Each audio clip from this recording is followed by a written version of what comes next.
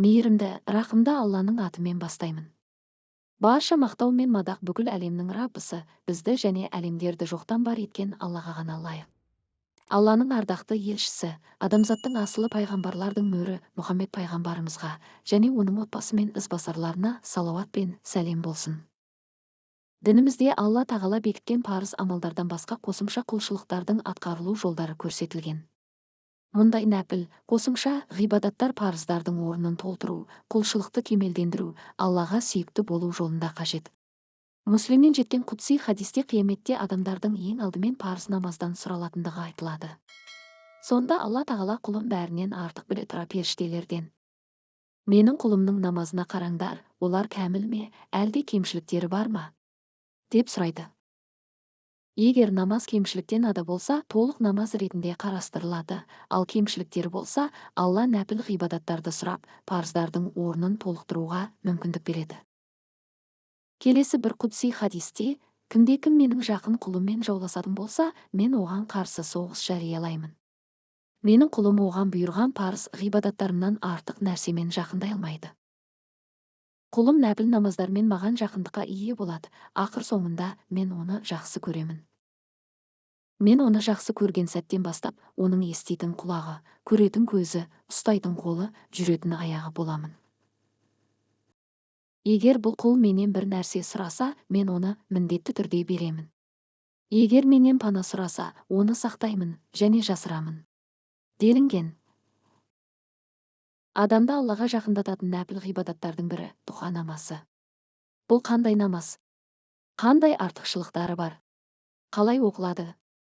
Осы секілді сауалдарға жауап іздеп көрсек, таңертең дұға намазын оқушы кешке дейінгі қиындықтардан құтылады.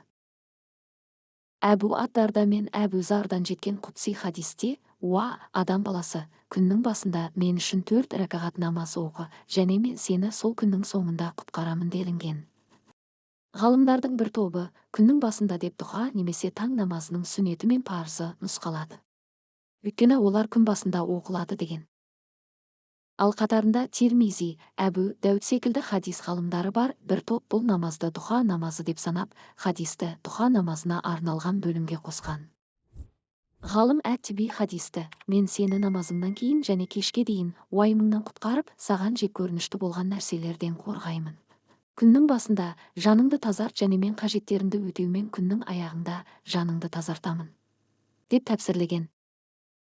Дұға намазы қай уақытта оқылады?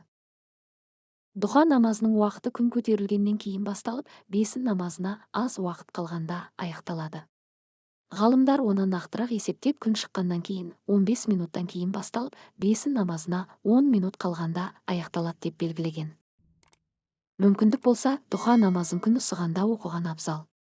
Өйткені пайғамбарымыз, тәубе етушілердің намазы, түйелердің балалары күнге қыздырына бастаған уақытта, деп айтқан болатын.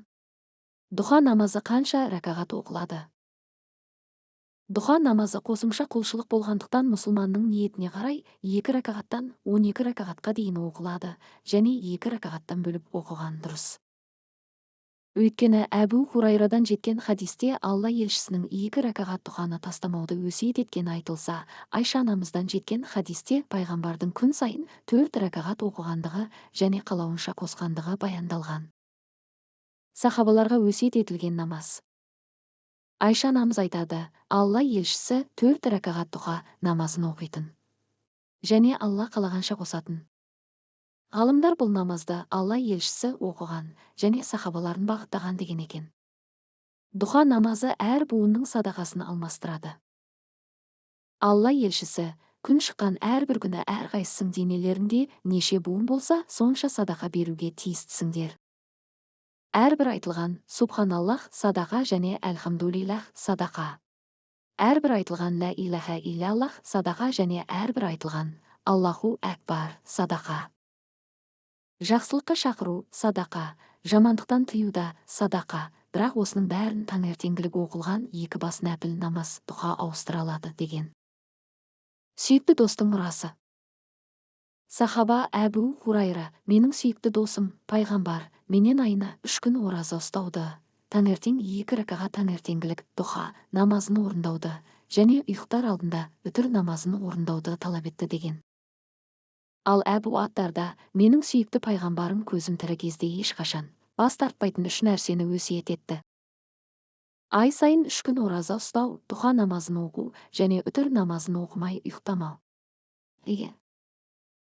Бұл 2 хадисте дұға намазын үнемі тастамай орындап тұрудың артықшылығын көрсетеді.